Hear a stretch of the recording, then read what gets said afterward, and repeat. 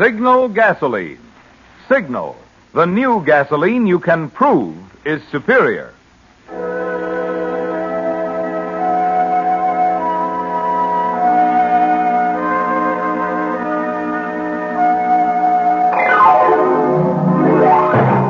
The Signal Oil Company and your neighborhood Signal dealer bring you another curious story by The Whistler. Tonight, phone call from death.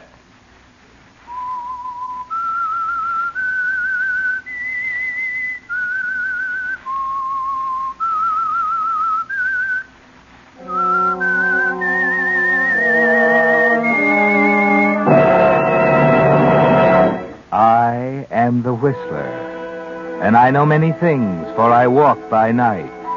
I know many strange tales hidden in the hearts of men and women who have stepped into the shadows. Yes, I know the nameless terrors of which they dare not speak.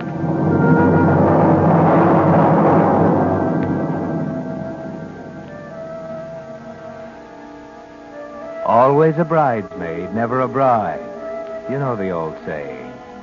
But have you ever thought how that thought must rankle in the minds of women to whom it is applied? Ellen Livesey, for instance. Ellen always seemed to lose out with the men she set her cap for. And who can say what emotion plagued her now that she could no longer be called a young woman? She didn't show it, of course, even when men came to her about their troubles with other women, like Glenn Reed. It's maddening, Ellen. What am I going to do about her? There's nothing much anyone can do when a girl falls in love. Don't say that. She's not in love with Paul Carroll. She can't be. Glenn, pull yourself together. I'm sorry. I know what Sheila means to you, but you can't deny reality, Glenn. The fact is, Sheila's met someone else, and there isn't anything you can do about it. 2 months ago, she was going to marry me. I didn't know that. Well, not a definite promise, but until Carroll came along... What has she told you about him? Glenn, you can hardly expect me to tell you You've what... got to tell me, Ellen. I've got to know. I don't think I have to violate a confidence for anyone. But you said she's in love with him. How do you know? Did she tell you? Yes, she told me. I don't believe it. Really, Glenn, if you're going to behave this way... I know I'm a fool. But, Ellen, if you knew what all this is doing to me... I think I know. Ever since Sheila met Paul Carroll, she's been infatuated with him. And I can understand why. But why can't she see her money's made a hit with him, too? Oh, Glenn, lack of money doesn't mean anything to Sheila. I've certainly never been wealthy. Why, the jobs I've had. Dime store clerk, telephone operator, stenographer, and now secretary. Yet Sheila and I have always been close friends. Very close. Ellen, I'd do anything. Humiliate myself, anything, if she'd only let me talk to her. You want me to call her for you, Glenn? Oh, no. No, I wouldn't want you to do that. Yes, you would. When you called me this afternoon, I knew that's what you wanted me to do. I'll call her right now. Well, all right, if it isn't too much trouble. You know it isn't. Oh, that's a silly thing to do. I started to dial the wrong number. Well, good heavens. Hello? Why, Sheila, what a coincidence. I was just trying to get you... Sheila, what is it? What's the matter, Ella? Sheila, I can't understand you. Sheila! Sheila! Ellen, what's wrong? What's happened? I don't know exactly. She seemed terrified. Something about someone trying to break into her apartment. And then her voice seemed smothered, and we were cut off. Oh, good Lord, we'd better get over there. Well, I'll call the police. Maybe they can get there quicker.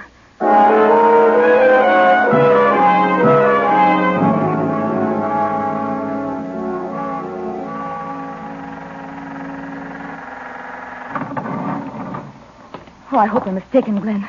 Sheila simply has to be all right. Well, we'll soon find out. Oh, Glenn, wait. What? Down the hall, that patrolman. Standing guard outside Sheila's door. Oh, Glenn, do you think... Come on. Well, we'll let you up. We're friends of Miss Blaine, officer. We're going inside. Oh, are you?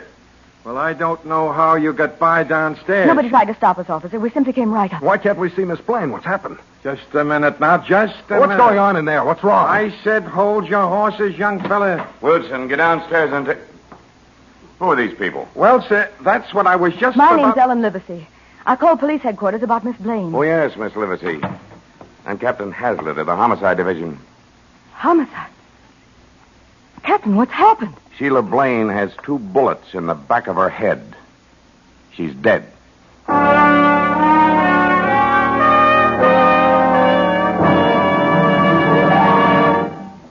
wait a minute. Have you tried new Signal gasoline? That new super fuel that offers you premium performance at no extra cost? If you have, you know what an amazing new motor fuel it is. Not just pre-war quality, not just an improvement on old-style gasoline, but an entirely new type of super fuel that embodies in one giant stride the amazing advances of wartime chemistry. For Signal is the new gasoline you can prove is superior. With new Signal in your tank, you immediately notice 1, quicker starting the moment you touch the button. 2, faster pickup. You actually feel it. 3, higher anti-knock. Just listen to that old motor purr, even on the steepest hills. And 4, you'll find you go farther than ever on new Signal, because you'll be shifting less, enjoying more economical high-gear miles. For you folks who like proof, there's a scientific reason why new Signal gives you all these advantages, and I'll be back later to tell you about that. But for the best proof of all, let a tank full of new Signal talk for itself in your own car. Let the quicker starting, faster pickup, higher anti-knock, and longer mileage show you why new Signal is the new post-war gasoline you can prove is superior. And now, back to the Whistler.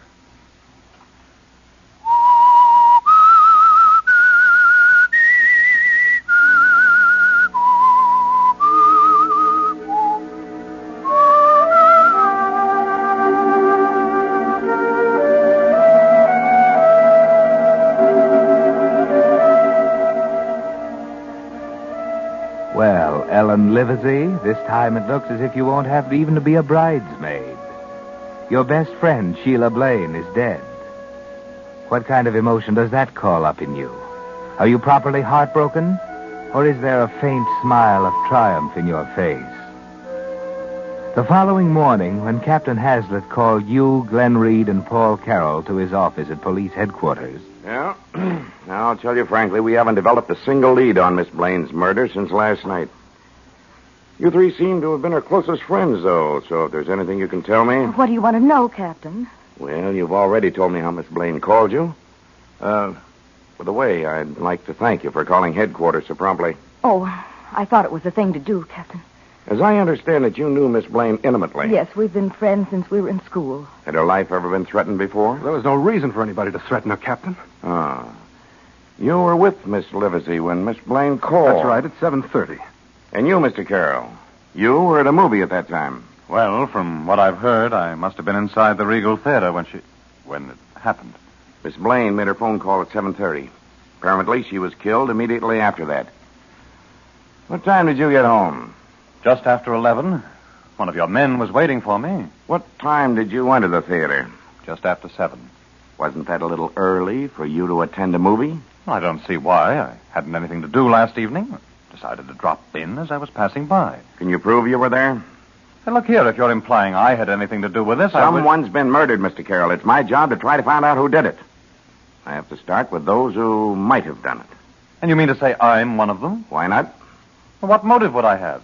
Motives are usually and can easily be found. Does that mean Miss Livesey and Reed are under suspicion, too? Everyone's under suspicion, Mr. Carroll. We suspect everyone at this stage of the game. I went to the Regal Theater last night, Hazlitt. I was there from 7 until 10:30. We can check it anyway. How long had you known Miss Blaine? 6 weeks. You were, quite friendly? We were going to be married. You're a liar. Just a minute, Mr. Reed. He's lying. They weren't going to get married. Glenn, please control yourself. Oh, we just have his word for it. Sheila never told anyone. Get hold of yourself, Reed. I take it you were, on friendly terms with Miss Blaine, too. I was in love with her. And Carroll says he was going to marry her. I told you he was lying. You're talking pretty carelessly, Reed. I'd watch myself if I were you. What are you doing, warning me? I'm telling you to use a little common sense. Because if you don't, I'll get what Sheila got, huh? Why, you dirty little down. Take it easy. You're both under a strain, but so is Miss Livesey. I'm ready to tell you whatever I can, Captain. No, thanks. I suggest you all go home now. But I thought you had questions to ask us. I'll do that later. One at a time. Then we're free to go now? Yes. What about Sheila's murder?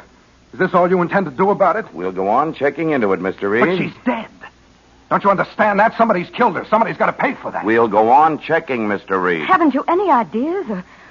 theories at all? Right now, I'd say the coroner's jury will have to hand in a verdict of homicide by person or persons unknown. We get those cases every so often.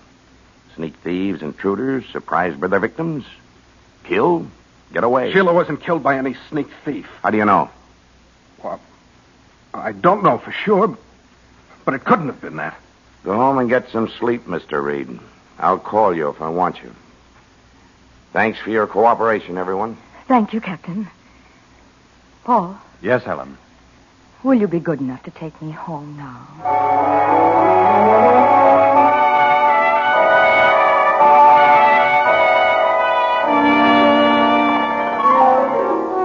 It's all quite a mystery, isn't it, Ellen? The police get nowhere, and soon it's almost forgotten. Yes, even you almost forget it. Because of a new anxiety, a new emotion. Your anger because you haven't seen Paul Carroll since that day he drove you home from the police station. With Sheila out of the way, you thought he'd be around much sooner, didn't you? You thought you could wait. But every day you're away from him. Well, he's very much in your mind the afternoon you face Wilson Andrews in his office. Wilson Andrews, Sheila's attorney. Before Miss Blaine's will is admitted to probate, Miss Livesey, I'd like you to read it, or if you prefer, I'll read it to you to give you the gist of its contents. Mr. Andrews, are you telling me I'm one of Sheila's heirs? Her only heir, my dear. Oh, no, that isn't possible. Surely you don't object Oh, to... but I couldn't. I couldn't take her money. My dear Miss Livesey, she wanted you to inherit her estate. And surely you can use $30,000. Well, I don't know what to say. And she was quite fond of you, Miss Livesey. I'll always remember her great glee in describing how surprised you'd be. And Yes, I can imagine. if there are any questions you wish to ask, why... I think not, Mr. Andrews. Very well. Oh, yes, there's one question. When will I come into the estate? Almost immediately, I'd say. I hope this bequest will bring you much happiness, Miss Livesey. Happiness? Well, yes, perhaps it will. Perhaps it will.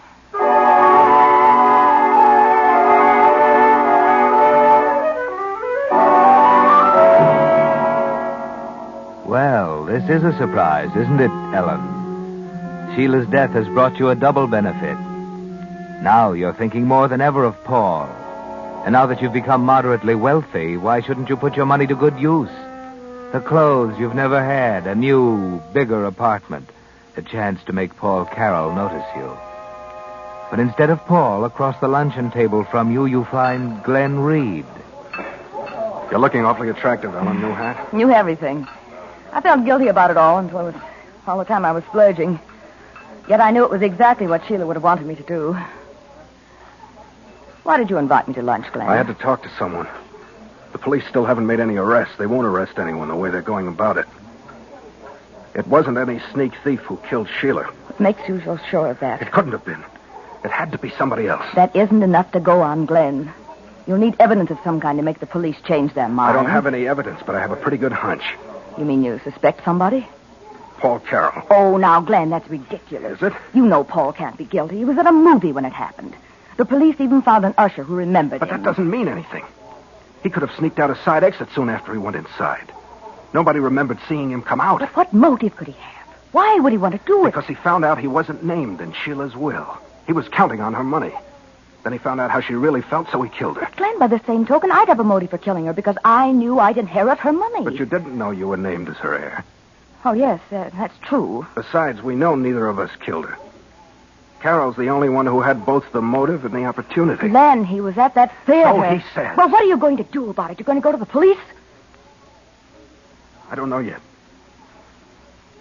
All I know is I won't let Sheila go unavenged.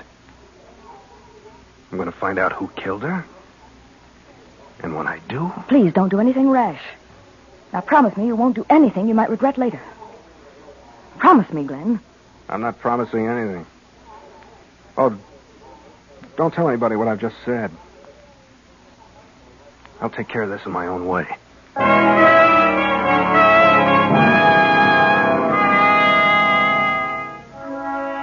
Well, Ellen, this might be dangerous to your plans. Suppose Glenn does do something to Paul Carroll, the man you love. But wait, Ellen. Suppose Paul did kill Sheila. You wouldn't want the murder of your best friend to go unavenged, would you? Or would you? Love is a very strong emotion, even when it's one-sided. You haven't seen Paul for weeks. He hasn't called you up at all. Never mind. Now you have an excuse, Ellen. An excellent excuse for seeing him. You like my hat, Paul? Oh, yes. Very nice. It's the very first time I've worn it. Oh, is it? You've never noticed anything I've worn, have you, Paul? What? What makes you say that? Oh, no reason. Why did you want to see me, Ellen? Well, because we both loved Sheila.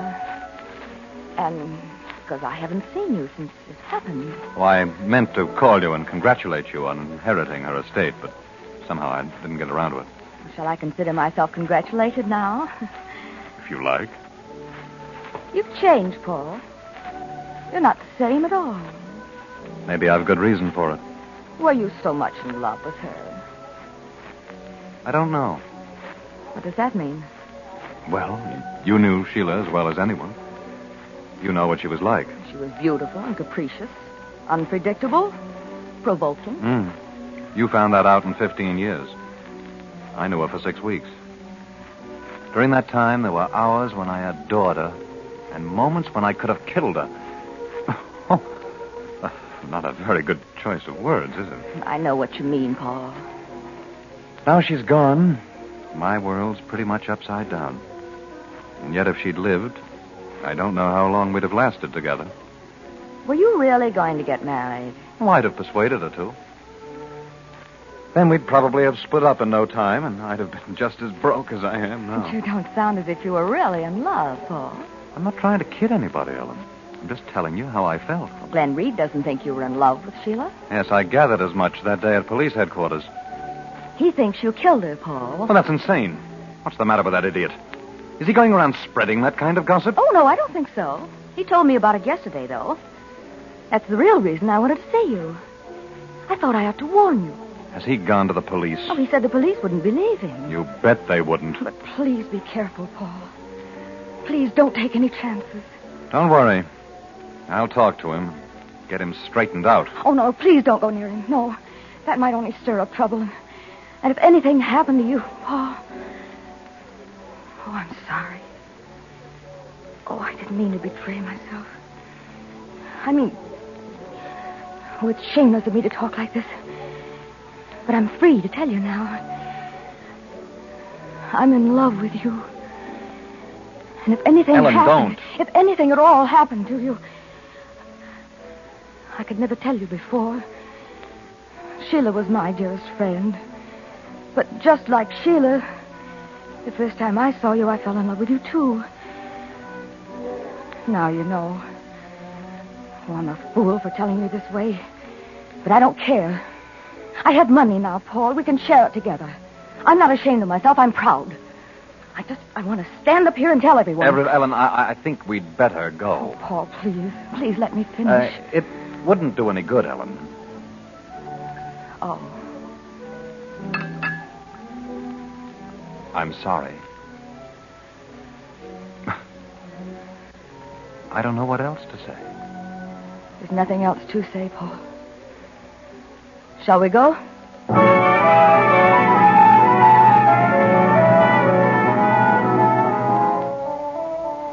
Unrequited love, Ellen. Yes, you can go on hoping, but deep down inside you know he meant it. He'll never love you. The anguish and torment of that thought gives you many a sleepless night. You go on hoping, but as the days go by, you need more than hope. You must see him, hear his voice. Well, then forget your pride, Ellen. You did once before. Hello? Oh, hello, Paul. I want to apologize for my stupid behavior last Wednesday. I wanted to call you before, but I couldn't muster enough courage until now. Oh, no, there wasn't anything else you could say. Well, that's awfully sweet of you. Can't we make amends? Or perhaps if we had dinner together some evening? Oh, I see. Yes, of course. Well, if you'll call me when you get back. Yes, Paul, yes. Goodbye. When you get back. When you get back.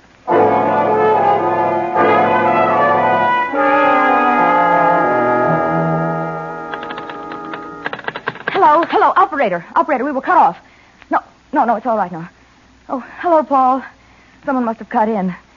I just thought I'd call and see. Oh, I see. Well, I thought now that you're back,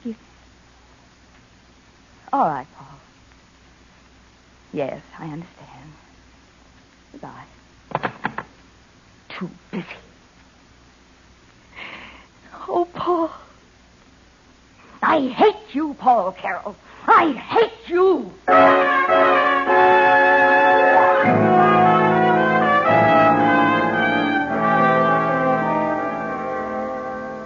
You never thought you'd say those words, did you, Ellen? You didn't remember that love is an emotion very close to hate. But now you know. Paul Carroll doesn't love you, never will love you. He's avoiding you. He's too busy. You hate him now, don't you, Ellen? You're going to take that hate out in action, something drastic, aren't you? Hello, Glenn Reed? Oh, hello, Glenn. This is Ellen. Yes, I know. I haven't seen you for ages. Could I see you tonight, Glenn? Really important. About Paul Carroll. No, I can't tell you now. Can you come to my apartment tonight? Oh, say 8 o'clock. All right. I'll be expecting you.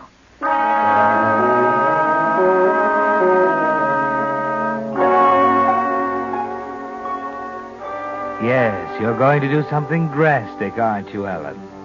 So you work fast. And you're ready when Glenn arrives at 8.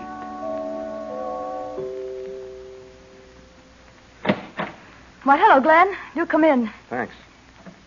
You haven't seen my new apartment before, have you? No, I haven't. It's pretty swank. Said you had something to tell me about Paul Carroll, Ellen. What is it? Well, please sit down first. You make me uncomfortable I think I'll standing that stand. way. What's happened? Well, it's a little hard to tell. Especially after I wouldn't believe you. My suspicions about Carroll, you mean? Yes.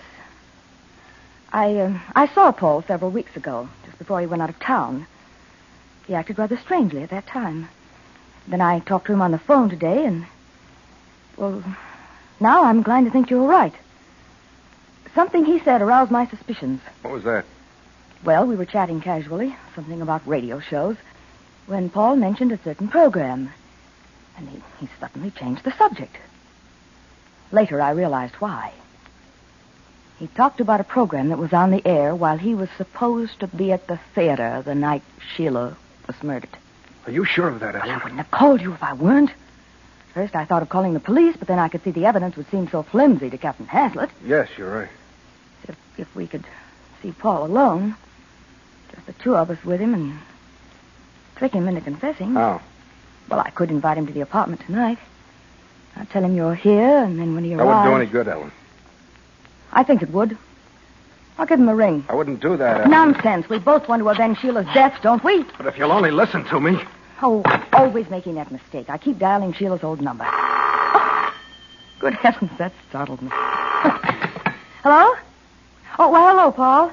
I was just about to call you. Yes, I wanted to invite you over. Oh, don't say you can't come. Well, I suppose I could. Mm-hmm. All right, Paul. Yes, I'll be there. Goodbye. Well, that wasn't hard. He won't come here, but he'll be glad to see me at his place. He won't expect to see you with me, so we may be able to surprise him. I don't think so, Ellen. Why not? We're not going to visit Carroll. I thought we'd agreed. Let me have the phone, Ellen. Glenn, what in the Let world? me have it. Really, Glenn? Very well. What in the world are you... Glenn, I demand an explanation. Why don't you answer? Oh, there's no use stalling, Ellen. I watched you dial. You see, you didn't dial Sheila's old number. You faked that call to Carroll. That's absurd. I don't know what you're talking about. Don't you? Well, listen. There's nobody on the line, you see. Because the 4 numbers I just dialed make your own phone ring. You didn't talk to Paul Carroll just now. Really, Glenn, I'm not going to sit here and You let you couldn't have tell... talked to Carroll. I know that, Ellen. You see, I've already killed him.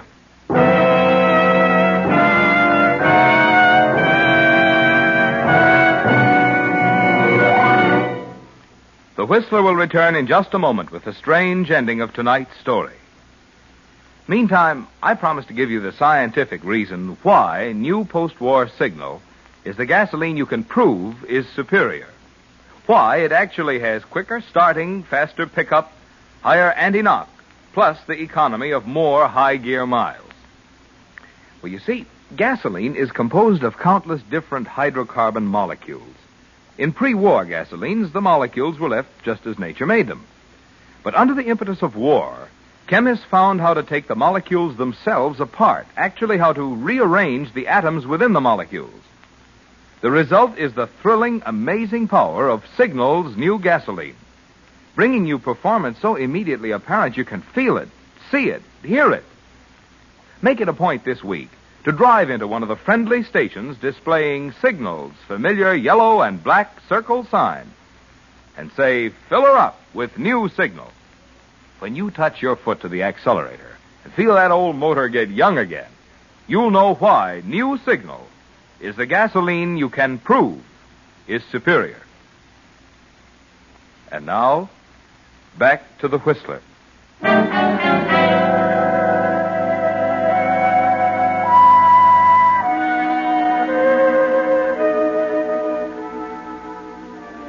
The unexpected can be a physical blow, can't it, Ellen? Almost like the promise of death itself. Glenn's words completely upset your elaborate little scheme. You stand in horror as it crumbles about you. Glenn, you can't be serious. I can't believe it. Oh, yes. I've been following him for weeks because I thought he'd killed Sheila. I saw the two of you in that restaurant several weeks ago, and I saw you go into his apartment earlier this season. Oh, no, you couldn't. I went in after you left. He was sitting in his chair, his back to me. Crept up behind him, a heavy metal lamp from an end table in my hand, and then Well, no one saw me go in or out of his flight. Oh, Glenn, you fool. You I fool. came here to tell you about it before giving myself up, but then you faked that call from him. Puzzled me at first, but not now, Ellen. Ellen, you faked that call from Sheila, too. You killed Sheila. Oh, Glenn, listen. Listen to me. Let me explain. Answer me. I know you killed her, but why? How could you do it? Because she'd always had everything I didn't have. Money, beauty, popularity. And then Paul came along, and she got him, too. I couldn't let her take him, so I... Yes, I killed her. And then I made my own phone ring while you were with me.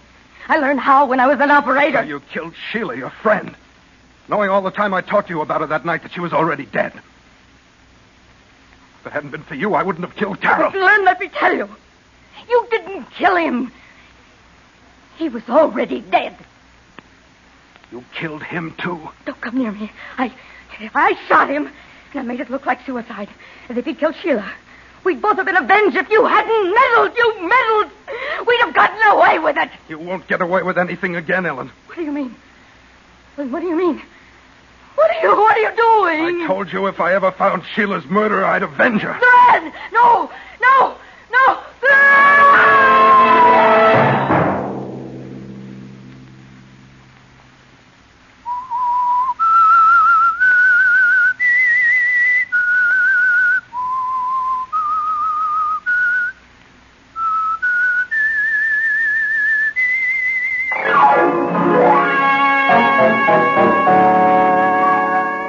Next Monday at 9 o'clock, The Whistler will bring you another strange tale. The Whistler is broadcast for your entertainment by the marketers of Signal gasoline and motor oil and fine quality automotive accessories, and by your neighborhood Signal dealer. This program, directed by George W. Allen, with tonight's story by Leslie Edgley, music by Wilbur Hatch, is transmitted to our troops overseas by the Armed Forces Radio Service. This is Marvin Miller speaking, and suggesting that you try New Signal, the new gasoline you can prove is superior. This is CBS, the Columbia Broadcasting System.